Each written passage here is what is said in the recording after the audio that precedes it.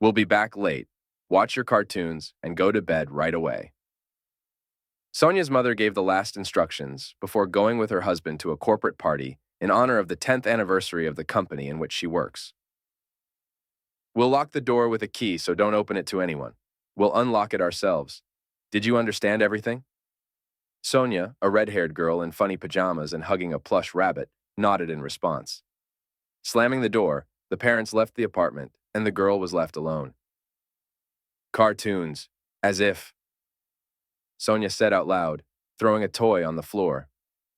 The smile of an angelic, innocent child was replaced by a terrible smirk, and her eyes flashed with malice. Shut up! She screamed with all her might and hit the parrot cage, standing in the corridor with her fist. The poor bird, who had been repeating her every word, began to rush from corner to corner, and a couple of feathers slowly landed on the floor. You're of no use, you stupid bird, the girl, snorting, went to her room where, on the screen of her computer, her favorite website, Scary Stories, was already open. Sitting comfortably in an armchair, taking the mouse in her hand, she scrolled the page down. There, her eyes landed on a collection of horror stories that had accumulated over the whole day. Great, she said contentedly, and greedily began to absorb story after story. Such stories did not cause her, unlike other lovers of this subject, absolutely no fear.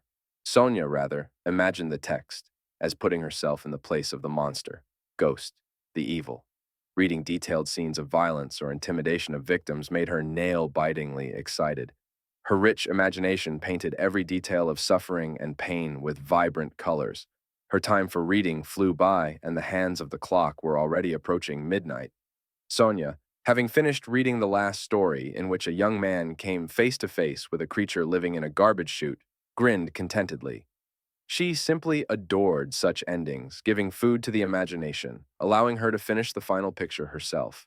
Of course, all the ideas in her head were the same. Always horror, blood, and heartbreaking screams. Always the same.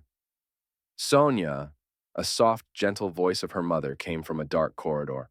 Come to me, honey. I have something for you. I'm going, Mom. Without taking her eyes off the monitor, the girl answered. But the very next moment, she peered into the doorway with frightened eyes, breathing heavily. Remembering that her parents were not at home, a chilling horror came over her. Sweetie, I'm waiting. The voice sounded affectionately, but insistently, and this only made it worse. Maybe I didn't hear how my parents returned home. Her thoughts swirled in her head, trying to calm her down. Without any more wait, she jumped off the chair and slowly moved towards the doorway, following the calling voice of her mother. Mommy, is that you? Are you and Daddy back yet? I'm sorry, I know I should be asleep by now, but I forgot the time while watching cartoons. The girl asked this in the hope of getting an answer and understanding where her mother's voice comes from. The fact that no lights were on anywhere in the apartment made her stop for a moment. It's okay, dear, come quick, sounded from around the corner from the corridor. Sonya moved again and, approaching the doorway, dropping a childish tear on the floor, stepped beyond its threshold, finding herself outside the room. The eyes slowly got used to the darkness and, at the front door, someone's silhouette became visible. Mommy, Sonya said with a teary voice trembling with fear. I'm scared. Please turn on the light. The loud slam of the door of her room made the girl flinch. It even seemed to her that her heart stopped. Now she was in complete darkness, and even the faint light of the monitor, which had barely illuminated her room before, was gone. Turning her head at the loud bang, and then looking back at the front door, she couldn't see anything at all at first. But as her eyes adjusted a little to the darkness, she was finally able to make out that the silhouette was already right next to her. Mommy, please, what are you doing? She cried, trying to find the switch with her hand to turn on the light in the bathroom, located nearby, the door of which was open. And finally, she found it. The click of a switch. The light that flared up and illuminated the corridor was cut off almost instantly, along with a burnt-out light bulb. But this moment was enough for Sonya to see what was in front of her. Vaguely resembling her mother, and indeed a woman in general, something stood right next to her. With an unnaturally wide smile, from ear to ear, and yellow crooked teeth in the mouth. A completely insane dead stare stared straight at her, pale skin with coarse, deep scars. This is all that Sonya managed to see and realize before something slimy and rough touched her face. A foul smell hit her nose. A gentle voice of her mother said, "You taste so sweet." A child's cry burst out and ended almost instantly. The neighbors didn't hear anything. The sound of the keys opening the door creak, a slightly awkward stomp, the click of a switch. "Hush, fool. You will wake up Sonya." Tipsy and cheerful parents finally returned home. Having taken off his shoes, the girl's father went to wash his hands.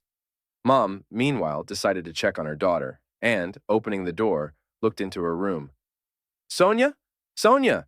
Surprised, she called the girl loudly. "Darling, she's not in bed. Where is she?" Having gone around all the rooms, turning on the lights everywhere, they cloud not finding the girl anywhere. They went into her room. "The rascal, she must be playing games with us again. Hide," said the father, and went to the computer. From the blinking and buzzing PC, it was clear that the computer was turned on. He took the mouse in his hand and moved it. The monitor flashed, and his eyes appeared, read by Sonya, the group Scary Stories. Namely, the last story, which is called A Girl Named Sonya. "We'll be back late, watch your cartoons, and go to bed right away." Sonya's mother gave the last instructions before going with her husband to a corporate party. The frightened glances of the spouses met. What the hell? The woman did not have the time to finish as, with a soft click, the light in the whole apartment suddenly went out, and only the light of the monitor illuminated the two frightened faces.